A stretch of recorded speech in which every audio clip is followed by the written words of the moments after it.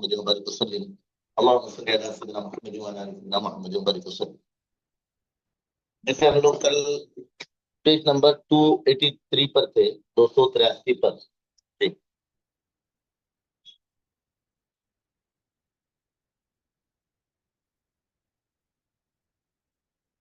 قبلہ جس طرف رک کر کے نماز پڑھتے ہیں اس کو قبلہ کہتے ہیں، اور کعبہ جو ہے جس کی طرف قبلہ کعبہ یہاں پر پوچھا گیا ہے کعبۃ اللہ.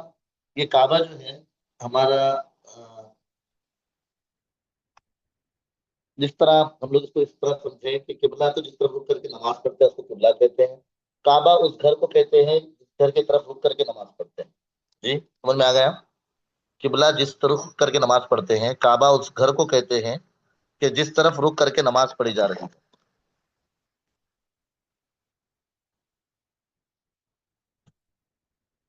قبلہ اور کعبہ.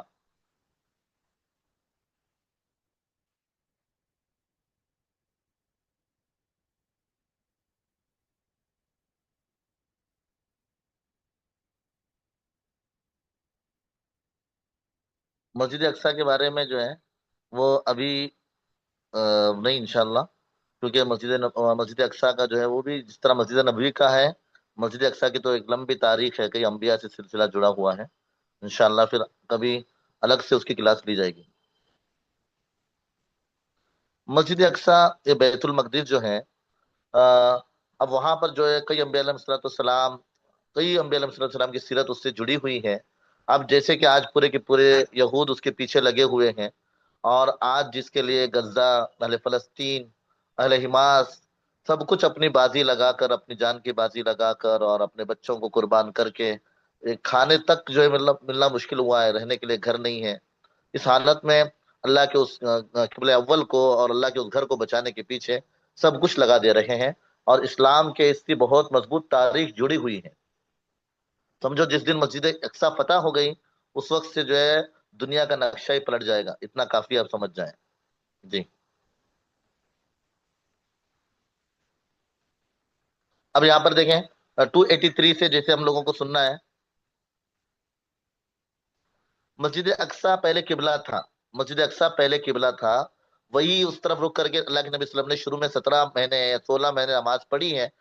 اس کے بعد قبلہ چینج ہو گیا اور قبلہ جو ہے مکہ المکرمہ ہو گیا، یعنی کعبۃ اللہ جو ہے وہ قبلہ ہو گیا. اس سے پہلے جو قبلہ تھا وہ بیت المقدس، مسجد اقصی. ابھی یہاں پر دیکھیں کہ یہ جو ہے 283 پر حضرت عثمان رضی اللہ تعالیٰ عنہ نے کیا کیا کام کیا تھا. پلاسٹر اور پتھر کی دیواریں بنوائی تھی. جیسے کسی نے پوچھا کہ ابھی بھی جو ہے وہ دیواریں، ہاں مٹی پتھر جو مطلب کوشش کر کر مضبوط سے مضبوط بنانے کے لیے اس میں جو ہے وہ دھات کو استعمال کیا گیا ہے. اب یہاں پر دیکھیں 707 میں عمر ابن عبد العزیز نے 707 میں خلیفہ ولید ابن عبد الملک کے حکم پر مسجد کا احاطہ بڑھایا. اب مسجد کا احاطہ 6440 ہو گیا. پہلے کتنا تھا؟ 1425 تھا. 1425 سے بڑھ کر جو ہے وہ اب یہاں پر جو ہو گیا وہ رقبہ جو ہے 6440. 6440 283 پیج نمبر 283. پھر اس کے بعد جو ہے یہاں پر جو ہے یہ ہونے کے بعد اس میں اور کیا کیا گیا؟ 4 میناریں. پھر اس کے بعد ایک محراب بنوایا. عمر ابن عبدالعزیز گورنر جب تھے انہوں نے ولی عہد کے حکم سے یہ جو ہے کام کیا، اس کو اتنا وسیع کیا. 6440 4 مینار اور ایک محراب بنوائی. اور اندر کے جو داخلی ستونوں یعنی اندر کے جو کھمبوں پر جو ہے سنگ مرمر اور سونے کا کام سے سجایا گیا. یہ عمر ابن عبدالعزیز کے زمانے میں ہوا. 4 کام، 4 مینار، ایک محراب اور داخلی ستون کو سنگ مرمر اور سونے کے. اور اس کی تعداد ہو گئی 232. جی. اور خلیفہ عباسی خلیفہ مہدی نے 165 ہجری یعنی اللہ کے 165 ہجری میں مسجد کی مزید توسیع کی، اور اس وقت جو ہے اس کا رقبہ 8890 ہو گیا. 88 ہجری میں کتنا تھا؟ 6400. اور پھر اس کے بعد शुरुआत में अल्लाह के नबी के दौर में जो 1400 1425 के बाद 88 हिजरी में मेहराब, जहां पर इमाम खड़े होकर नमाज पढ़ाते हैं मस्जिद में, उसको कहते हैं मेहराब।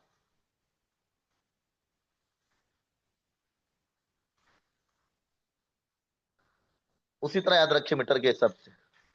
तो अब जो है उसमें 1425, और फिर उसके बाद जो है 88 में 6440, और फिर उसके बाद जो है उसके बाद तकरीबन जो है 88, और यहाँ पर 165, तकरीबन जो है 70 साल या उससे ज्यादा साल के बाद जो है, यानी 165 में और मजीद इसको बढ़ाया गया, 8890 जो है वो मीटर हो गया।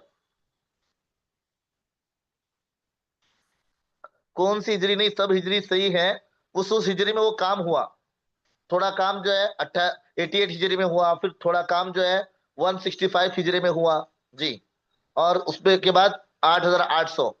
फिर उसके बाद जो है उसी में जो है इन्होंने क्या किया, अब्बासी खलीफा मेहदी ने इसमें जो है इसमें 60 खिड़कियां लगाई और 24 दरवाजे लगाए, 24 दरवाजे ऊपर के। इसमें मैंने आपको बताया उमर इब्न अब्दुल अजीज ने क्या काम करवाए कि मस्जिद की तोसी 6440 मुरब्बा हो गई, 4 मीनारे, मेहराब बनवाया, फिर उसके बाद सुतूनों को संगे मरमर और सोने से, इतना याद।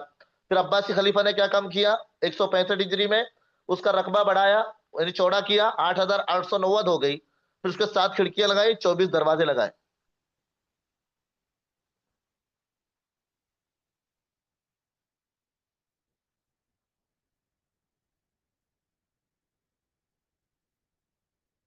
फिर उसके बाद ममलुक मानी, ये भी एक बादशाहत है, जैसे अब्बासी है, इसी तरह जो है अलग अलग जो दौर के खलीफा हैं, जैसे बनु उमैया है, इस तरह जो है ममलुक भी जो एक बादशाहत है, एक दौर है बादशाहत का। ममलुक एक दौर है बादशाहत का। अभी आगे देखें कि 1257 में, यानी 654 हिजरी में, 165 हिजरी के बाद 654 हिजरी में यहां पर जो है मस्जिद को किसी वजह से आग लगी या लगा दी गई, जो कुछ वाकिया है अल्लाह बेहतर जानता है। तो उस वक्त जो बादशाह था मोहतसिम, उसने इरादा किया कि इसको जो है मतलब इसके ऊपर कुछ काम किया जाए, दोबारा तामीर किया जाए। लेकिन उस वक्त तातारियों का हमला हुआ बगदाद पर, जिसकी वजह से यहाँ पर तवज्जो ना हो सकी, है ना। फिर उसके बाद ममलूक का जब दौर आया, ये भी एक दौर है बादशाहत का दौर। ममलूक एक बादशाहत है, वो लंबा सिलसिला ममलूक की जो हुकूमत का भी रहा, जैसे जो है अब्बासी का दौर रहा, फिर इसी तरह जो है दूसरे जो दौर रहे, इसी तरह जो है बनु उमैया का दौर रहा, तो इनका भी ममलूक का भी एक दौर रहा। तातारी एक कौम है, तातारी एक कौम है, इसकी लंबी चौड़ी तारीख है तातारी की।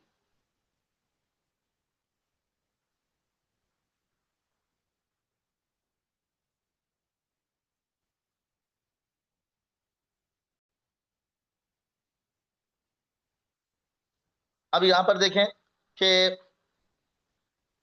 ये जो हिजरी के बारे में पूछ रहे हैं आप मुझे, पर्सनल बाद में पूछें, पर्सनल बाद में आप लोग पूछें मुझे हिजरी के बारे में। चलें अभी आगे यहाँ पर देखें कि इन्होंने क्या काम किया। ममलूक के दौर में जो है मरकजी, जिन्होंने 4 मरकजी दरवाजों को छोड़कर बाकी तमाम दरवाजों को पीतल की नक्काशी से बंद कर दिया। एक काम हो गया इनका, पीतल के नक्काशी, नक्काशी यानी नक्शे से उसको बंद कर दिया। और उस्मानी दौर में जिस तरह ममलूक का दौर आया, तो उस्मानिया का भी दौर आया, इन बादशाहों का दौर।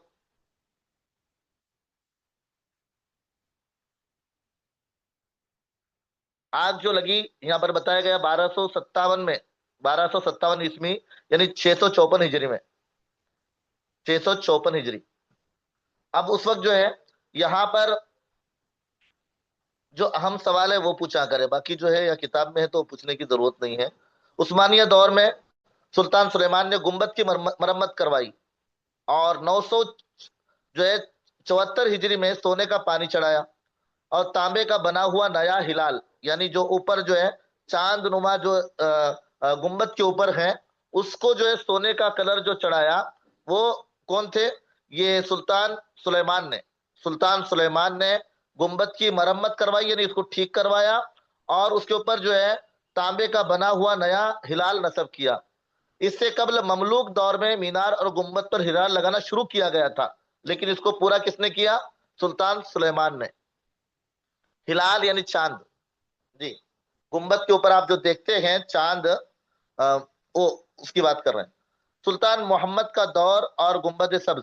اب یہاں پر دیکھیں 1228 میں سلطان محمود کے دور میں گنبد کو سبز رنگ دیا گیا تھا، جو آج بھی ہے۔ سلطان محمود کے دور میں گنبد کو جو ہے ہرا کلر دیا گیا، جو آج بھی اسی رنگ پر موجود ہے۔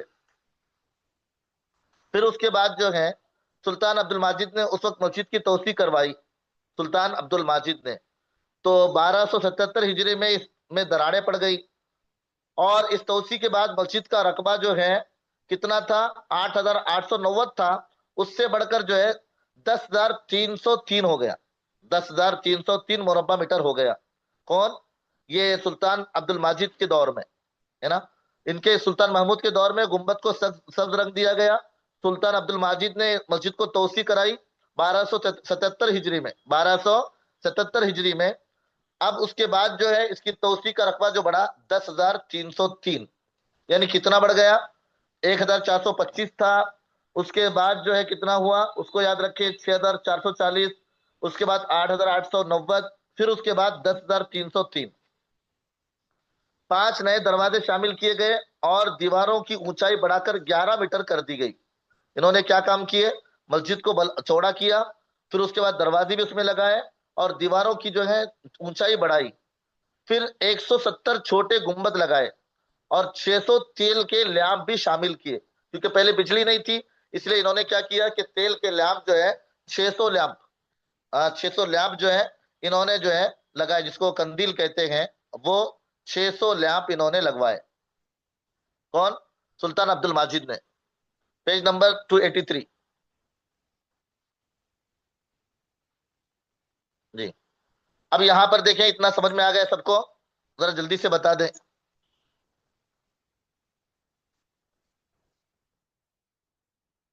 میں نے بتا دیا ہلال مینس چاند، جی جی، اچھی بات ہے، چلیں آگے دیکھیں۔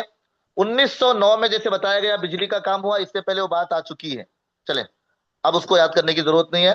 اور سعودی دور آیا تو شاہ عبد العزیز نے، سعودی دور آیا تو شاہ عبد العزیز السعود نے 1950 میں مسجد کا احاطہ بڑھا کر 16,327 میٹر کر دیا۔ ہاں، آپ کو اب یہ یاد رکھنے میں سہولت ہوگی۔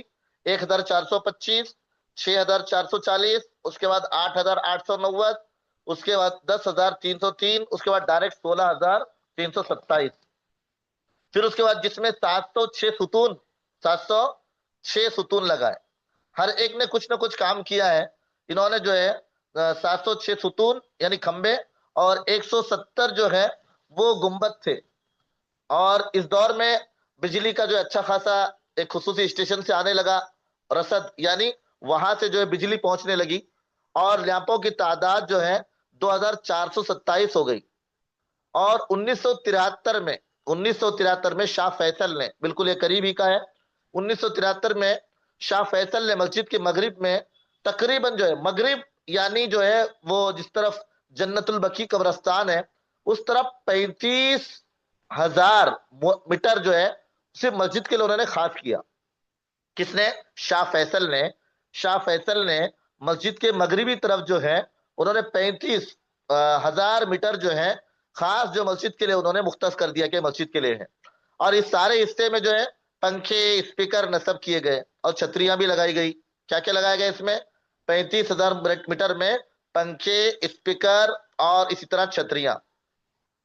پھر اس کے بعد 1398 ہجری میں شاہ خالد بن عبد العزیز کے توسیع کے بعد شاہ فہد نے 1405 سے 1414 ہجری کے دوران ایک اور جو ہے منصوبہ کیا۔ جو منصوبہ اس میں کیا تھا کہ داخلی جو گزرگاہیں ہیں اسے چوڑا کیا جائے، یعنی اندر کے داخل ہونے کے جو راستے ہیں اسے جو ہے چوڑا کیا جائے، اور اندر کے جو گزرنے کے جو یہ ہیں اس کو مختص یعنی خاص کیا، اس کے لیے ہی جو ہے خاص کیا، مختص کیا، خاص کیا، جی۔ اور پھر اس کے بعد انہوں نے کیا کام کیا خالد بن عبد العزیز نے؟ ایک تو جو ہے اب یہاں پر اندر کے جو چوڑے راستے کیے، پھر اس کے بعد کرنٹ کی سیڑھیاں لگائی، برقی سیڑھیاں، کرنٹ کی سیڑھیاں، جس کے بعد حرم کے دروازوں کے اور داخلی گزرگاہ کی کل تعداد 85 ہو گئی. جیسے آپ کو بتایا گیا تھا کہ 85 جو ہے شروعات میں آپ لوگوں کو جب بتایا گیا کہ کل اس کے گیٹ کتنے ہیں اور اس کے جو ہے دروازے کتنے ہیں، تو اس میں آپ لوگوں کو بتا دیا گیا تھا.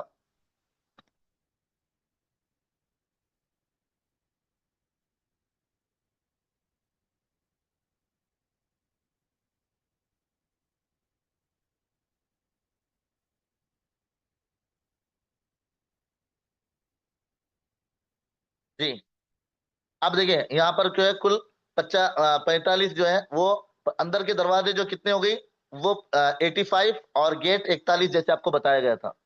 اب اس کو جو ہے پیج نمبر 284، اس کو جو ہے خوبصورت تزئین اور آرائش، یعنی اس کو بہت اچھے انداز میں گنبد، چار مینار اور 13 دروازے اس کے علاوہ تھے. اب آگے دیکھیں، یہاں پر جو ہے خاص کر ابھی مسجد کا جو ہے وہ یہاں تک ختم ہوتے ہوتے یہاں پر اور دو تین چیزیں رہ گئی ہیں، میں خلاصے کے طور پر آپ کو بتاؤں. ایک تو جو ہے 12 ایکڑ زمین، کتنی؟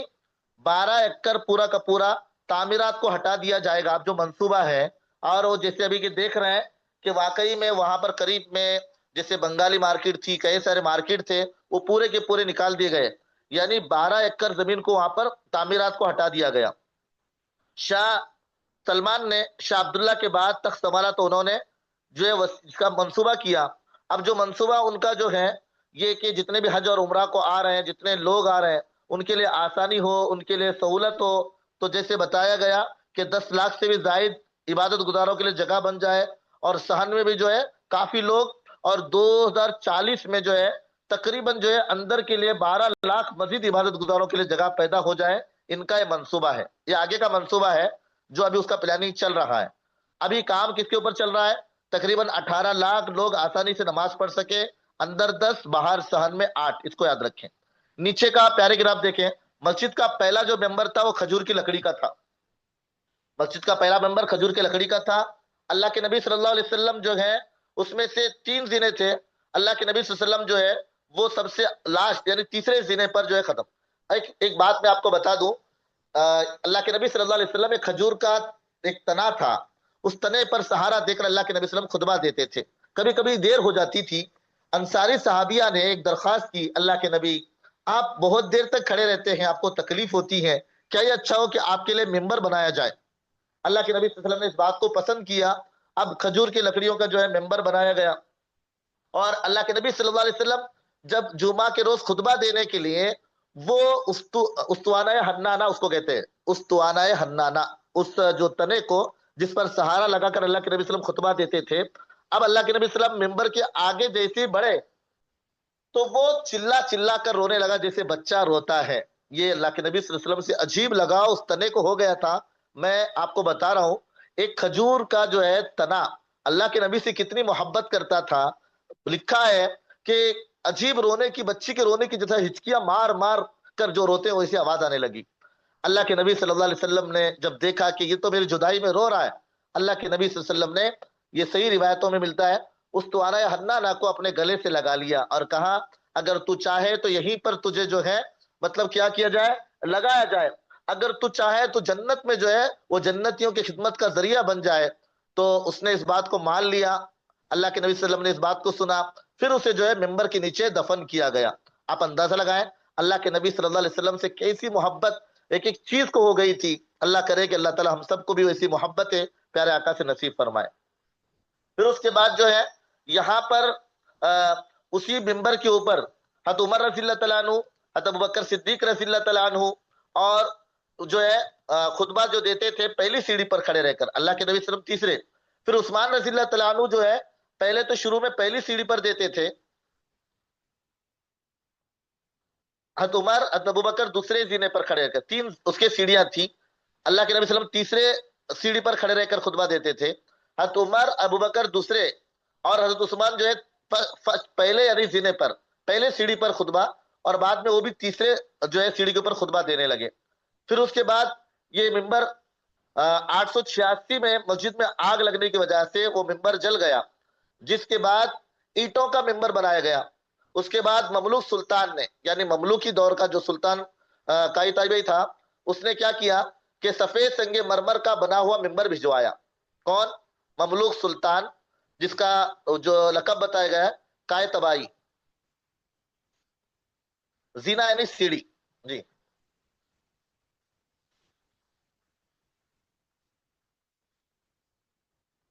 कई मरतबा ऐसा आग लगने का वाकया पेश आया है। कई मरतबा आग लगने का वाकया पेश आया, एक ही मरतबा नहीं। जैसे 886 हिजरी में एक मरतबा आग लगी, फिर उसके बाद जो उससे पहले बताया गया कि 654 में हिजरी में आग लगी। 2 मरतबा आग लगने का वाकया पेश आया है, इसलिए कि उस वक्त करंट वगैरह नहीं था। लैम्प, जैतून का तेल, उसके जरिए आग लगाकर जो दिए वगैरह चलते थे। तो जाहिर सी बात है इसमें इम्कानात बहुत थे आग लगने के। तो जो भी हुआ है, तो कई मरतबा इसमें आग लगी है, एक ही मरतबा नहीं, अलग अलग तारीख में। जिनको कंफ्यूज हो रहा था समझ में आ गया?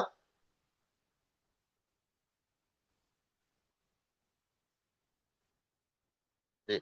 अब यहां पर देखें कि अ, सुल्तान ने सुल्तान ने जो है वो क्या किया कि संगे मरमर का जो बना हुआ मिंबर भिजवाया।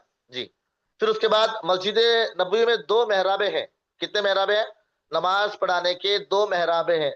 एक मेहराब असली इमारत में वो है जहां से रसूल सल्लम खड़े होकर नमाज पढ़ाया करते थे। एक मेहराब, ये मेहराब मेंबर के नजदीक है, जो अब रोजे और मुकब्बिरिया, मुकब्बिरिया कहते हैं जहां से जो है वो इमाम के आवाज को पहुंचाने के लिए आवाज लगाई जाती है, उसको कहते हैं मुकब्बिरिया।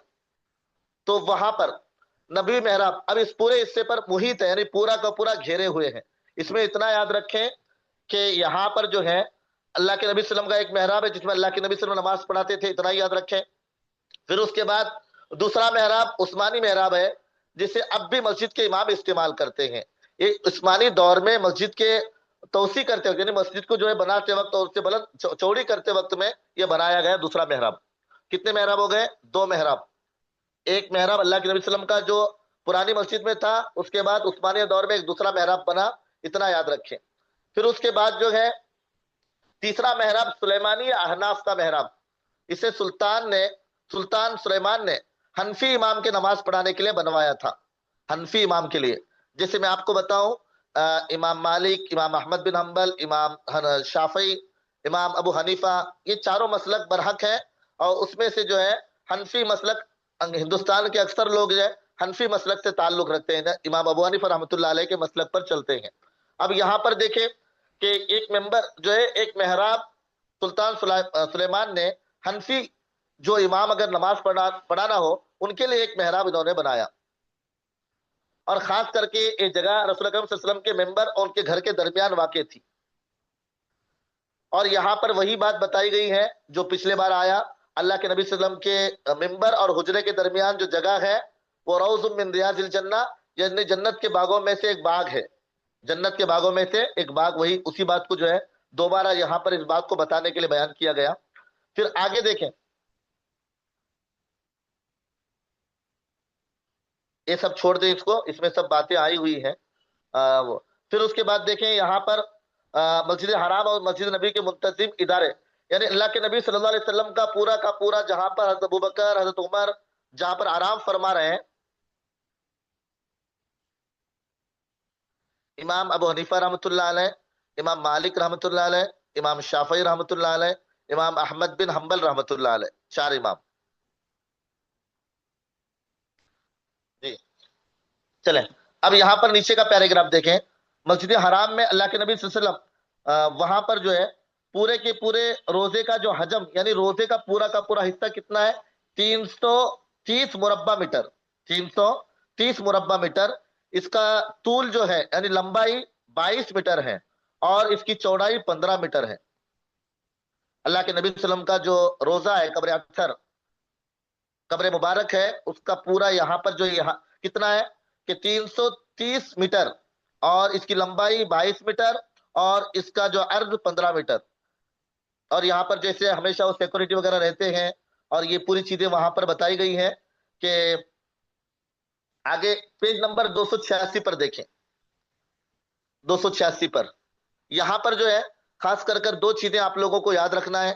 एक तो ये जो बना हुआ है हजरत अबू बकर और हजरत उमर की कब्रों के ऊपर बनाया गया है ये गुंबद, और वहां पर जो है اللہ کے नबी वसल्लम का नाम भी है, अबू बकर का नाम भी है, उमर का नाम भी उस पर जो है लिखा हुआ है। यानी जो है पहला गुंबद 650 साल के बाद बनाया गया था, और सबसे पहला गुंबद 1279 में सुल्तान कलाउन ने बनवाया था। यहाँ पर जो है ये, और ये लकड़ी का था, ये लकड़ी का था जो सब्ज गुंबद हम आज देखते हैं, दर हकीकत रसूल अकरम सल्लल्लाहु अलैहि वसल्लम के कमरे के ऊपर मौजूद है। उसके बाद उसको तामीर किया गया। तो यहाँ पर इतना याद रखें कि 650 साल के बाद इसको बनाया गया, और सबसे पहला गुंबद जो बड़े शक्ल में 1200 ये याद रखें 79 में जो है सुल्तान कलाउन ने बनाया, और ये लकड़ी का था जो सब्ज गुंबद हम आज देखते हैं। फिर आगे देखें, वहां पर लिखा हुआ जैसे मैंने बताया, उसके ऊपर हज़रत अबू बकर का नाम है।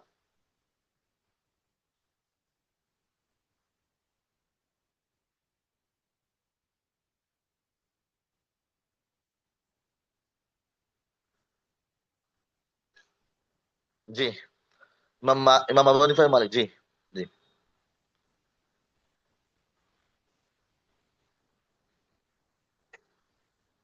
चले आगे। चारों इमाम के वही नाम जैसे बताया, इमाम अबू हनीफा, इमाम और इमाम शाफई, इमाम अहमद बिन हम्बल। अब यहाँ पर देखें, बहुत जो अहम बातें आगे आ रही है, जरा मुतवज्जो हो जाए।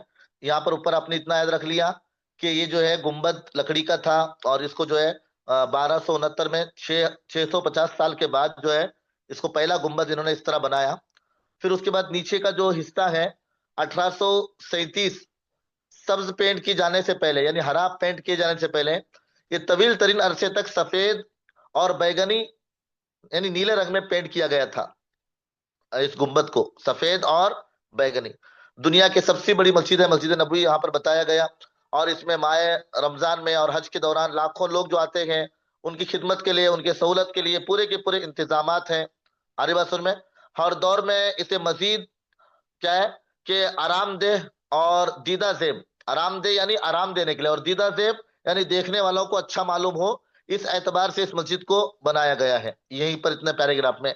अब यहाँ पर देखें, नीचे का जो आ रहा है बहुत अहम है, उसको देखें हम लोग। दो नाम तुमको, जुनू का या शौके सफर कहूं, मंजिल गुजर गई है चला जा रहा हूं। यहाँ पर जो बता रहे हैं, यानी एक अजीब दास्तान पूरी अल्लाह के नबी सल्लल्लाहु अलैहि वसल्लम की, उसके बारे में यहाँ पर है। इस्लामी रियासत की बुनियाद डाली गई। ये देखें, असल अब यहाँ पर हम लोगों को अल्लाह के नबी सल्लल्लाहु अलैहि वसल्लम की खुसूसियत को समझना है। सियासी लिहाज से सबसे बड़ा तामीरी इकदाम, यानी ये तीसरा तामीरी इकदाम। पहला मस्जिद, अब वहां पर, फिर उसके बाद दूसरा जो है मस्जिद नबवी कुबा, मस्जिद नबवी, फिर उसके बाद तीसरा जो कदम बढ़ाया गया वो बहुत अहम है। ये रियासत चलाने के लिए मदीना के यहूद और मुशरिकीन और मुसलमान और मुसलमानों की सोसाइटी को एक नज्म में पुरो दिया गया। मक्का में सिर्फ कितने लोग थे? मुशरिकीन और मुसलमान। यहाँ पर कौन थे? यहूदी, मुशरिकीन, मुसलमान, 3 लोग। और इन सबको एक नज़म में और एक साथ इनको तरतीब देना कम वक्त में, ये अल्लाह के नबी सल्लल्लाहु अलैहि वसल्लम की शान है। इसको याद रखें, बहुत कम वक्त में तीनों सोसाइटी को एक नज़म में। फिर उसके बाद जो है इसमें एक तहरीरी मुआहदा हुआ यहूद के दरमियान और जो है मुसलमानों के दरमियान। तो उसमें जो है ये बताते हैं कि पूरी दुनिया का यह पहला तहरीरी दस्तूर है। तहरीरी दस्तूर यानी जो है ये रूल्स जो लिखे गए तहरीर लिखने के, दुनिया का पहला दस्तूर है। इसको भी याद रखें पॉइंट के तौर पर। यानी जो पूरे के पूरे शराइत जो लिखे गए जिस पेज के ऊपर, वो पूरा का पूरा दस्तूर, वो पूरे के पूरे रूल्स, दस्तूर यानी रूल्स और शराइत, वो जो है पहली मर्तबा। अब यहाँ पर जो है क्या क्या थे, वो अल्लाह के नबी सल्लल्लाहु अलैहि वसल्लम ने कम वक्त में क्या क्या जो है ये बातें अपने एतबार से ये मुसलमानों को जो फायदा देने वाली थी, 3 बातें यहाँ पर लिखे हैं, उसको याद करें। एक तो सबसे पहले यहाँ पर ऊपर का जो पैराग्राफ है उसमें इतना याद रखना है, अल्लाह के नबी सल्लल्लाहु अलैहि वसल्लम ने कम वक्त में यहाँ का सिस्टम इतना मजबूत किया कि तीनों के तीनों को सियासी एतबार से और इनके सोसाइटी को बहुत ही कम वक्त में मुनज्जम किया, यहूद, मुस्लिम, मुशरिकीन को। और इसमें फायदा कितना बड़ा हुआ कि दस्तूरी तहरीर जो है, तहरीरी दस्तूर लिखा गया, दुनिया का पहला है, इसको याद रखें। अब ये 3 फायदे जो हुए क्या हुए, उसमें से एक पहला फायदा, मदीने के मुनज्जम होने वाले मुआशरे में خدا کی حاکمیت اور اس کے قانون کو اساسی اہمیت حاصل ہو گئی، یعنی بنیادی بنیادی اساسی اہمیت یعنی بنیادی اہمیت حاصل ہو گئی۔ ایک بڑا فائدہ کم وقت میں، کتنے کم عرصے میں اللہ کے نبی نے کیا کہ اب مدینہ میں اگر کوئی قانون چلے گا تو وہ خدائی قانون چلے گا، پہلا فائدہ۔ اب دوسرا فائدہ کیا ہوا؟ کہا کہ یہاں پر جو اختیار اور اتھارٹی جو ملے گی وہ پیارے آقا محمد عربی صلی اللہ علیہ وسلم کے ہاتھوں میں سیاسی اختیار آ گیا۔ سمجھ میں آ گیا؟ دوسرا فائدہ کیا ہوا کہ سیاسی، قانونی اور عدالتی لحاظ سے آخری اختیار، اتھارٹی حضور صلی اللہ علیہ وسلم کے ہاتھوں میں آ گئی۔ کتنا بڑا کام ہو گیا، دو کام، خدائی قانون مدینہ میں چلے گا، دوسرا جو ہے اتھارٹی سیاسی اعتبار سے، قانونی اعتبار سے، عدالتی اعتبار سے کس کے ہاتھ میں؟ اللہ کے نبی کے ہاتھ میں۔ اور تیسرا ڈیفنس کے اعتبار سے، دفاعی اعتبار سے جو ہے مدینہ اور مدینہ کے جتنے علاقے قریب کے ہیں وہ کوئی بھی قریش کو ساتھ دینا چاہے اور اس کا حمایتی بننا چاہے تو بن نہیں سکتا تھا۔ اس طرح اللہ کے نبی صلی اللہ علیہ وسلم نے سب کو مضبوط کیا۔ یہ تین بڑے کام ہوئے۔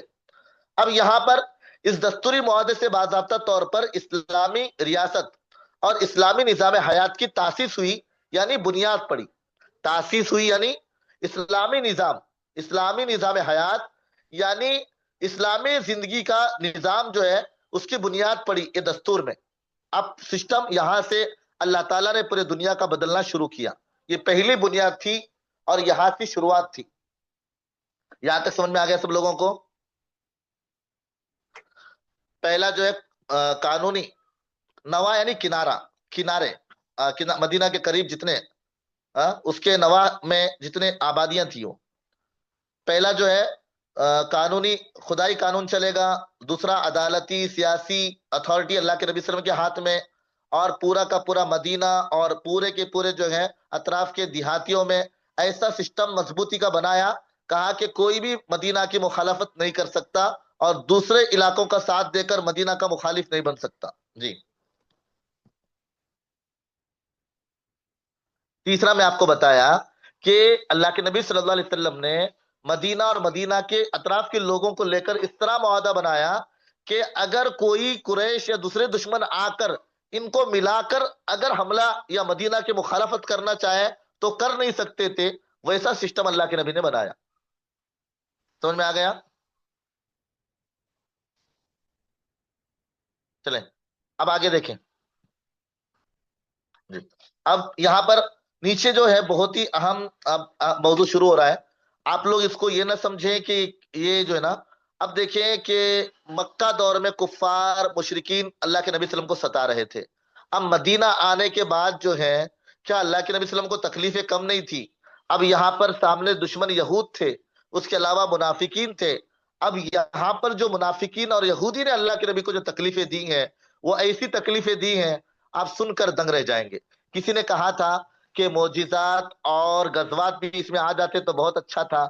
پیارے آقا کی سیرت بہت بڑی ہے، ایک انداز سے میں نے کل ہی آپ کو بتایا تھا، یہ صرف آپ کو دروازے بتائے گئے ہیں، سیرت کے دروازے۔ آپ اندر گھس کر بہت سارے اس میں سے موتی اور بہت سارا نالج آپ لے سکتے ہیں۔ جی اب یہاں پر دیکھیں کہ یہ جو ہے بہت ہی اہم پیراگراف ہے اللہ کے نبی صلی اللہ علیہ وسلم کا۔ میں آپ کو بتلاؤں کہ اس اعتبار سے یہاں پر اتنا زبردست پورا کا پورا سسٹم اور پورا کا پورا جو ہے یہ 287 سے یہاں پر ہم لوگوں کو جو سننا ہے سمجھنا ہے اس اعتبار سے دیکھیں۔ جو بھی طاقت اڑتی ہے وہ ہمیشہ ہی سے سب سے پہلے ان امور کی فکر کرتی ہے جو اوپر کے تین امور جو بتائے گئے، قانون کے بارے میں، اتھارٹی کے بارے میں، یہ ہمیشہ۔ اور عرب کے اس مسلمان کی جماعت بہت ہی مختصر جماعت مدینہ میں جب آئی تو اجنبی ماحول تھا، آ کر چند اجڑے ہوئے افراد کا پورا جو بہت ہی زیادہ آزمائشوں میں مبتلا تھے، اور اولین اسلامی ریاست کی فوراً تاسیس کی جاتی ہے، یعنی فوراً بنیاد رکھی جاتی ہے۔ نسب العین یعنی جو ہے جب بھی کوئی حکومت بناتا ہے تو اس کا عین نسب، عین مقصد یہ ہوتا ہے کہ یہ چیزیں پہلے کنٹرول میں کر لیں، تینوں چیزیں۔ جی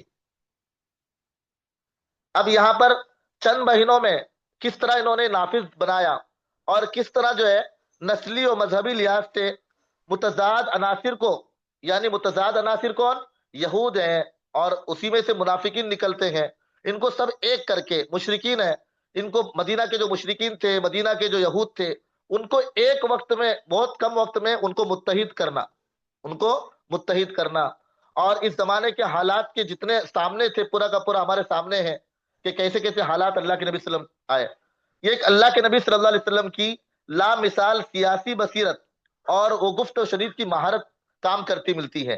لامثال یعنی بے مثال، سیاسی بصیرت یعنی اللہ کے نبی صلی اللہ علیہ وسلم کو سیاسی بصیرت بھی حاصل تھی۔ اس میں سے مختصر آپ کو اتنا یاد کرنا ہے کہ اللہ کے نبی صلی اللہ علیہ وسلم میں مختصر وقت میں کس طرح مدینے پر آپ نے قابو پایا، کم وقت میں۔ ایک تو حالت ایسی تھی، پورے کے پورے لوگ بڑے حالات میں اور بہت ہی جو ہے مشکلوں میں، آزمائشوں میں مبتلا ہو کر آئے تھے، اور اس کے باوجود بھی کم وقت میں یہ سب پورا مدینہ پر کنٹرول حاصل کرنا، یہ اللہ کے نبی صلی اللہ علیہ وسلم کی ایک زبردست جو ہے وہ ایک ایسا کام تھا، اور ایک ایسی اللہ کے نبی صلی اللہ علیہ وسلم کی جو ہے ایک کوشش تھی۔ صرف اس سے اندازہ لگتا ہے کہ اللہ کے نبی صلی اللہ علیہ وسلم ایک صوفی اور درویش نہیں تھے، یعنی صرف اللہ اللہ کر کر جو ہے بیٹھنا کونے میں نہیں، بلکہ اجتماعی معاملات کو سنبھالنے اور سنوارنے کے لیے ماہرانہ حکمت سے آراستہ تھے۔ اللہ تعالیٰ نے اللہ کے نبی صلی اللہ علیہ وسلم کو ہر ایک حکمت جو ہے سکھائی تھی، کیسے بادشاہت کرتے ہیں اور کیسے جو ہے دنیا کا نظام سنبھالا جاتا ہے، یہ پوری کی پوری چیزیں آپ کو اس نیچے پیارے گراف میں 3 باتیں یاد کرنا ہے۔ پہلی بات، کم وقت میں اللہ کے نبی صلی اللہ علیہ وسلم نے مدینہ پر کیسے قابو پایا۔ دوسری بات، اللہ کے نبی صلی اللہ علیہ وسلم کے اندر اللہ نے کتنی صلاحیتیں رکھی تھی، سیاسی بصیرت آپ کے اندر تھی، اور جو ہے بات کرنے کا گفت و شنید، بات کرنے کی اچھی مہارت تھی، اس کو یاد رکھے۔ اور تیسرا، اللہ کے نبی صلی اللہ علیہ وسلم کو پورا کا پورا بادشاہت کا اور دنیا کی ذمہ داری کا کس طرح کنٹرول سنبھالنا ہے، اللہ کے نبی صلی اللہ علیہ وسلم کو اللہ نے وہ بھی جو ہے پورا کا پورا سکھایا تھا، اور اس سے اللہ کے نبی صلی اللہ علیہ وسلم کو سجایا تھا، آراستہ کیا تھا۔ آراستہ تھے یعنی پورے کے پورے اس سے اللہ کے نبی صلی اللہ علیہ وسلم کو اللہ نے سجایا تھا، اور ہر ایک چیز اور ان ذمہ داریوں کو ادا کرنے کی پوری صلاحیت اللہ کے نبی صلی اللہ علیہ وسلم کے اندر تھی۔ یہ بس یاد رکھیں اتنا، اور اس کے بعد جو ہے مختصر طور پر آگے کی جو چیزیں آئیں گی بہت اہم ہے۔ یہود نے کیا کیا اللہ کے نبی صلی اللہ علیہ وسلم کے ساتھ کیا اور کیسے تکلیف دی، منافقین نے کیسی تکلیف دی، آگے کے جو باب ہیں لاسٹ تک بہت اہم ہے۔ اصل اس وقت کے حالات کو سمجھنے کے لیے اور اس وقت کو حالات کو سمجھنے کے لیے یہ باب بہت اہم ہے۔ اللہ سے دعا کرے کہ اللہ تعالیٰ ہم کو یہ سمجھا دے۔ یہاں تک آپ لوگوں کو سمجھ میں آ گیا؟ بہت آہستہ سے بار بار سمجھا کر میں نے اس کو مکمل کیا ہے۔ جہاں تک آپ کے جو سوالات تھے وہ بھی میں نے بتانے کی کوشش کی ہے، جو آپ نے پوچھے، جن سوالوں پر میری نظر پڑی ہے۔ جی، اللہ جزائے خیر دے آپ کو سب۔ انشاءاللہ ایگزام کے بارے میں کل آپ لوگوں کو 11 تاریخ ہے، کل بتایا جائے گا، سب لوگ شریک رہیں، سب لوگ شریک رہیں۔ ایگزام کی تاریخ کل بتا دی جائے گی، آپ ہی کے جو ہے وہ رائے اور سجیشن کا خیال کرتے ہوئے ایک اچھی تاریخ طے کی گئی ہے، انشاءاللہ وہ کل آپ کو بتا دی جائے گی، کل آپ کو بتا دی جائے گی۔ پورے کے پورے آپ لوگ کل شریک رہیں، کثیر تعداد میں سب کو بولیں، ڈیٹ بتائی جانے والی ہے، اور آپ لوگوں کو سب کو پھر تیاری کا ایک موقع ملے گا اور تھوڑا سا، تو انشاءاللہ آپ لوگوں کو کل آپ پورے کے پورے کل شریک رہیں۔ جی، کل کلاس جو ہے 8 بجے تک لے کر 8 بجے کے بعد انشاءاللہ یہ باتیں آپ کو سمجھائی جائے گی۔ امتحان کے متعلق جو ہے وہ بھی آپ کو سمجھایا جائے گا، کیسے سوالات آئیں گے، کیا آئیں گے۔ جی ٹھیک ہے، دعا پڑھ لیں۔ سبحان اللہ بحمدی، سبحانک اللہم و بحمدک، نشہد ان لا الہ الا انت، نستغفرک و نتوب الیک۔ وہی 7:30 بجے کلاس رہے گی کل۔ فی امان اللہ۔